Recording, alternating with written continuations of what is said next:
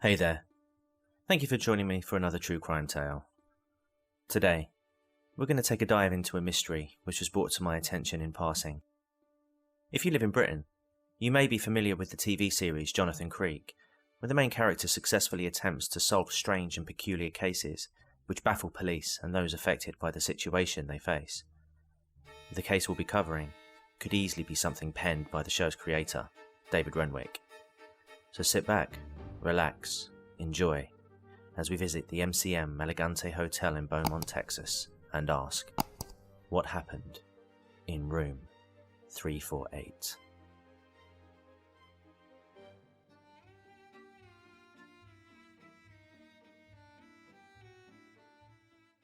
Our story today circulates around a man named Greg Fleniken. Greg was a man who ran his own business, along with his brother, Michael. The job meant that Greg would regularly be travelling on the road, meeting clients and sealing deals. This meant that Greg wasn't home often. His wife, Susie, who he had married twice after the pair divorced, only to rekindle their relationship, with their second marriage currently standing at 10 years, was used to this arrangement. The pair would talk every morning on the phone when Greg was not at the family home. On the 15th of September 2010, Greg's work took him to Texas, where he travelled to the MCM Elegante Hotel to stay. Upon checking in, he was given the keys to room 348. It was a quaint room, nothing fancy. Greg was a man who had developed a regular routine when staying in hotels. He would leave his suitcase on the hotel room floor, place his dirty clothes on the closet floor. The boots he wore would be settled alongside the suitcase, where he'd then slip into his pyjamas and not leave the room for the remainder of the evening. Greg was settled in his room watching Iron Man 2 when he received an email from his wife Susie. The email was regarding a tax extension she was filing on her computer system. Shortly after 7 PM, after reviewing the email Susie had sent, Greg replied to his wife, saying, "You're doing good, babe." This would be the last interaction the two would have.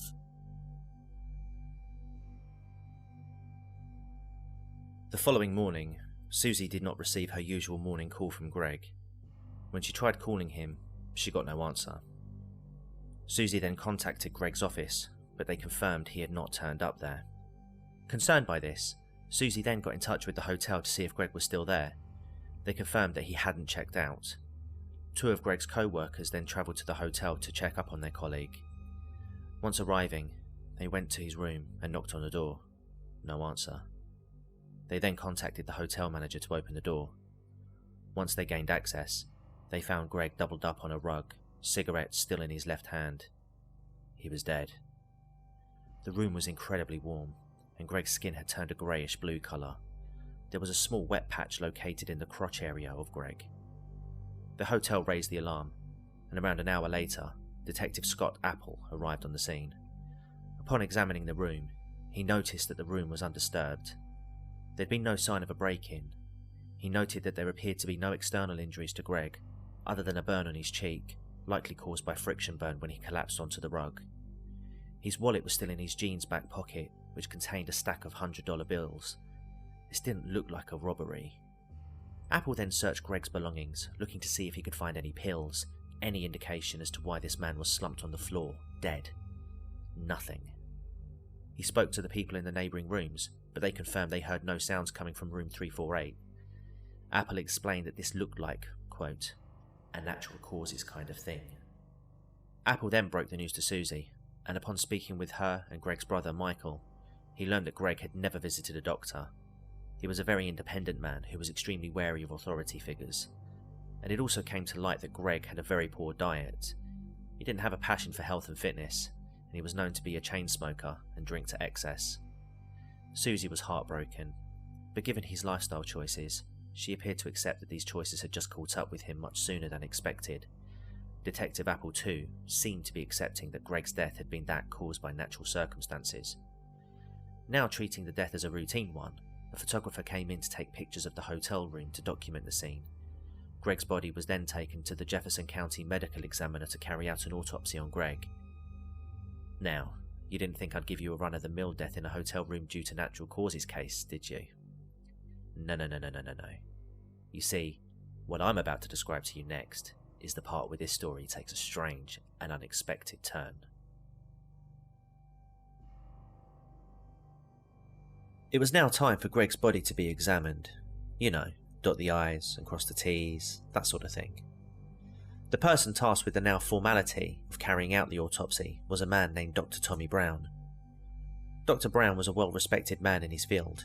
He knew very well what he was doing and had even developed his own method of carrying out autopsies to the point where he could complete them within 45 minutes.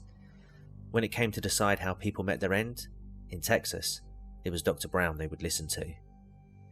Initially, when carrying out the autopsy, everything appeared routine. Dr. Brown noted that Greg appeared to be in good shape, relative to his age. The only thing of note was the burn mark on his face, which indeed turned out to be carpet burn. However, when it came to review the dark patch near his scrotum, this was where things began to take a turn for the weird. Dr. Brown noted that the sac was swollen and there was discoloration around the area. There was also a half-inch laceration. Around the wound he also found small amounts of edema fluid. The resulting bruising had travelled up through his groin to his right hip. To Dr. Brown, this looked like Greg had been hit. Hard. Noting this down, he then moved to carrying out the internal part of Greg's autopsy. However, upon opening Greg's torso, he was welcomed to a sight that he was not expecting. There was a surprising amount of blood, and he showed many internal injuries. These included 2 broken ribs, lacerations to his stomach and liver. There were also lacerations to his intestines, where partially digested food had leaked out of the wounds. There was also a hole in the right atrium of his heart. This left Dr. Brown baffled. On the one hand, there were no telling external injuries, other than a friction burn and a bit of swelling in the scrotum area. On the other hand, the man on his table has internal injuries which are indicative of someone who has either taken a huge, sustained beating or has been crushed. Dr. Brown decided he had to go with the latter. He believed that Greg had taken a kick to his genitals, which caused the laceration and the bruising there. He also concluded that Greg must have taken a severe blunt force trauma to the chest for it to cause that kind of damage, and yet no external injuries on his torso were present. When Brown had finished examining Greg, he wrote up his findings. Greg Fleniken was murdered. This was now a homicide case.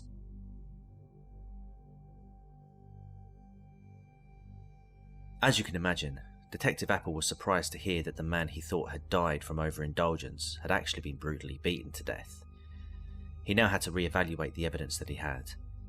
Had Fleniken been beaten, why were there no bruises on his body? He couldn't have been crushed as he wasn't found underneath a heavy object. Furthermore, the hotel room Greg was staying in was untouched. Apple worked on the theory that Greg may have been killed while outside the hotel room and placed back inside after the murder took place. After all, the people he spoke to in the neighbouring rooms did state that they heard no noises coming from room 348. However, there were already doubts over this claim. Greg was not known to leave his room when staying in hotels. Furthermore, why would someone kill Greg away from the hotel, return to dump Greg's body in his hotel room, and place a cigarette in his hand? Regardless, Apple reviewed the CCTV footage from the hallway of that night and found that, as he expected, there were no signs that Greg had left his hotel room that night. Detective Apple investigated Fleniken's background to see if he had any potential enemies. This turned out to be another dead end, as Greg was a well-liked man who got on well with everybody he met. Scott Apple then looked into who was staying in the neighbouring rooms that night. While room 347 produced nothing worthy, he discovered that 3 electricians who worked for an oil company were staying at the hotel. The 3 men, like Greg, were regulars at the hotel. The men, however, would regularly frequent the hotel bar and go back to each other's rooms after finishing at the bar. On the 15th of September, they went back to room 349. While investigating the hotel, maintenance reports showed that on the night in question, Greg had visited the hotel reception to report an electrical fault after inadvertently blowing an electrical circuit, microwaving popcorn. Apple then looked into the background of the maintenance worker at the hotel. He discovered that the man was known to police. He was a convicted sex offender. Police now had 2 theories to work on. The first, Greg, while microwaving the popcorn, blows the electrical circuit, which in turn blows out the electricity in room 349, angering the 3 union electricians to the stage where they then knocked on Greg's door, argued with him over the electrics before flying into a rage and beating him to death. The second and more grim theory was that after calling for maintenance to fix the faulty electrics, The maintenance man then sexually assaulted Greg, possibly explaining the lacerations on his scrotum before beating him to death and leaving the room. Either way, this was a case that needed solving, and quickly.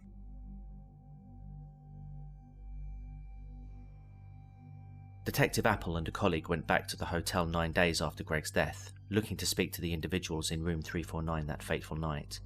This time, Apple would wear a hidden camera. The room was registered to Lance Muller and Tim Steinmetz. The two men were friendly and appeared curious as to what had happened to Greg.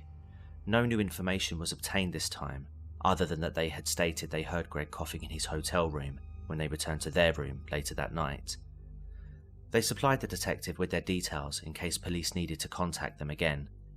Detective Apple knew from CCTV that 3 men had entered the room that night and was able to track down more electricians staying at the hotel: Trent Pisano, Thomas Elkins, and Scott Hamilton. Again, although the men were helpful with Apple's inquiries, the only piece of information that was obtained was that Pisano was the 3rd gentleman who entered room 349 that evening. At least Apple could account for who was in the room next to Greg at the time now. However, there were still gaping holes in the theories Apple had to work with. They tried toying with many other possible theories, but continuously hit a brick wall each time. Nothing just added up. In November, the family of Greg put up a $50,000 reward for information leading to the arrest of Greg's killer, but as weeks turned into months, the case was going cold. Growing concerned that the truth may never be uncovered, Greg's brother, Michael, hired private investigator and former FBI agent Ken Brennan to come in and investigate the case. Ken Brennan was the kind of man who loved a mystery. He was best known for his involvement with solving the case of the Vanishing Blonde, a cold case which he would end up solving.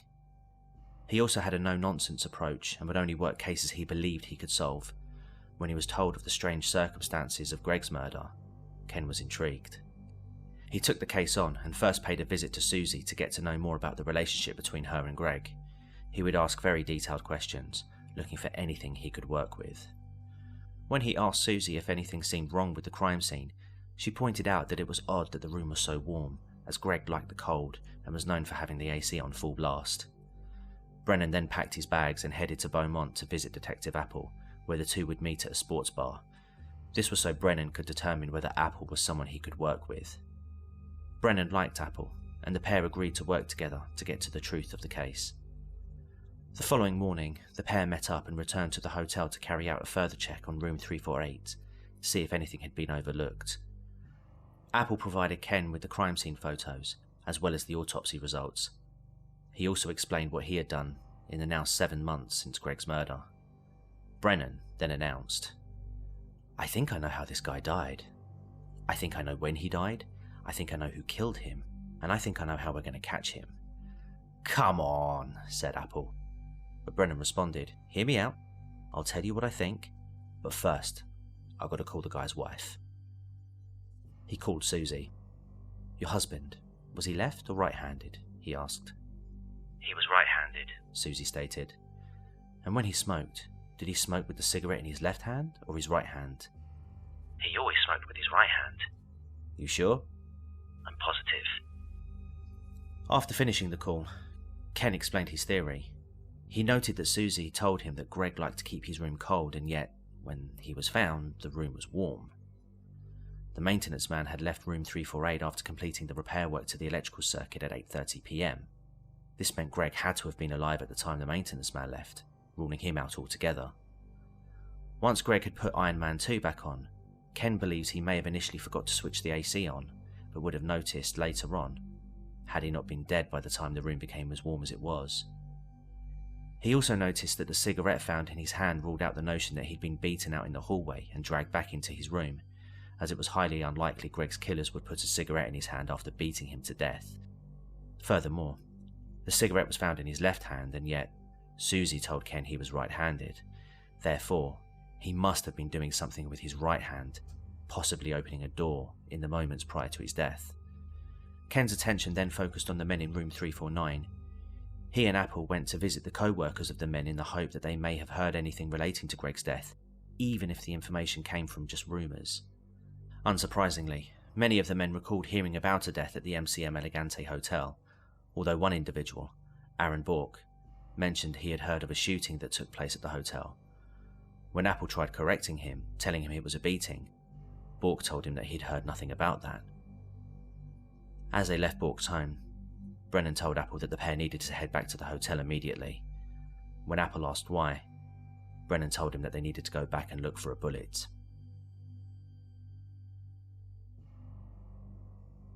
Knowing it was highly unlikely they would find a bullet after almost a year since the murder, the two men tried anyway. They turned the room upside down, checking every nook and cranny in the hope that the bullet was still in the room. No joy. Brennan at this point was frustrated, as he was more than certain that his victim had been shot. Suddenly, he noticed that there was an indentation in the wall alongside the door which adjoined rooms 348 and 349. Seeing this, Brennan spoke to the manager and demanded access to room 349. Upon gaining entry, he found on the other side of the room another slightly smaller hole, filled in with what was now dry toothpaste.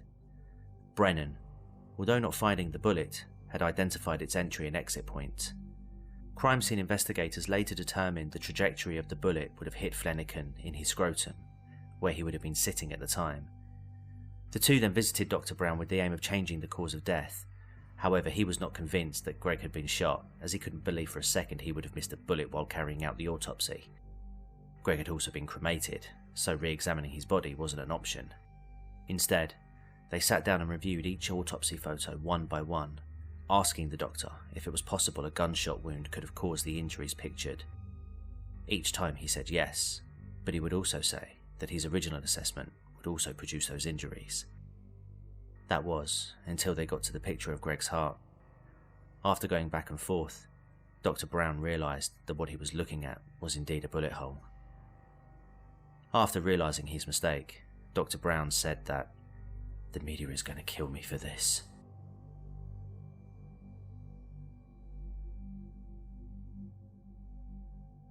The two investigators then pulled in Tim Steinmetz for questioning.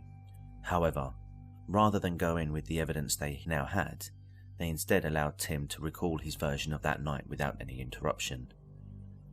Once he had finished, Steinmetz's written statement was handed to him. He was asked to carefully review that the events described were accurate.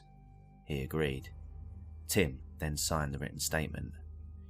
At this point, Apple and Ken's demeanour changed. They told him that they knew he was lying and that Tim had just signed a false statement. They said they knew he was just trying to protect his friend, but that if he didn't tell the truth, he and Lance Muller would both go to prison. Tim then proceeded to confess as to what happened that fateful night. On the night of the 15th of September 2010, he, Lance, and Trent Pisano had been drinking in room 349. At some point, Lance had asked Trent to get a bottle of whiskey, as well as his 9mm Ruger from his car. When Pisano returned with both, Muller took the gun and began playing with it. He pointed the gun at Tim, who dropped to the floor in fear. While pointing the gun at Pisano, towards the foot of the bed, Lance accidentally let off a shot. Pisano, initially thinking he had been hit, checked himself for wounds, but quickly realised that Lance had shot the wall, missing him by inches. However, unbeknownst to them, the bullet had hit Greg in the scrotum, ricocheting off his internal organs, breaking 2 of his ribs and going through his heart. He didn't stand a chance. Lance then panicked, bundled up the gun and put it back in the car. Tim and Pisano returned to the bar. Tim stated that when they returned later that evening, they heard Greg coughing from within his room. However, this would have meant he had survived a gunshot for much longer than he initially thought. It was more likely that they heard Greg coughing the night before, as again they had been drinking the previous evening too, and had likely got mixed up. Once they had obtained Tim's confession, Ken and Detective Apple had Tim call Lance on a recorded line to tell them that he had confessed to the pair. Muller initially couldn't believe it. However, once he realised Tim was serious, he later called Brennan drunk to make a statement, although Brennan would refuse to take his statement while drunk and instead suggested he call an attorney.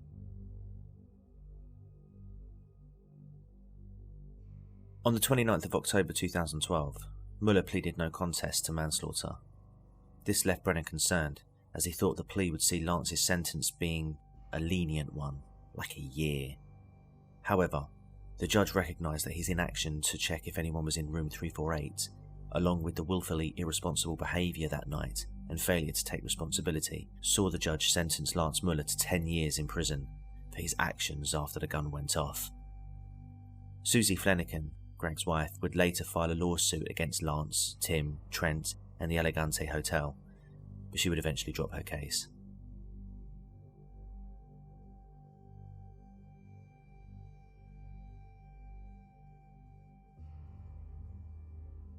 Thank you for watching the video.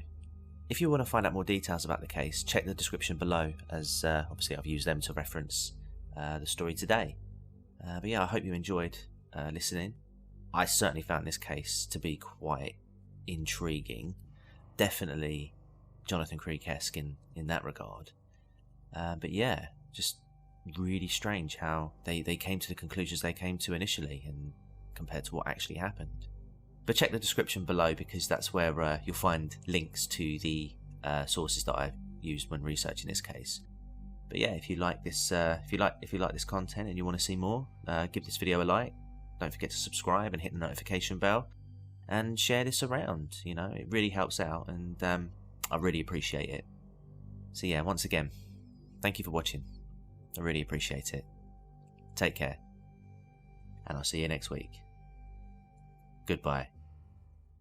For now.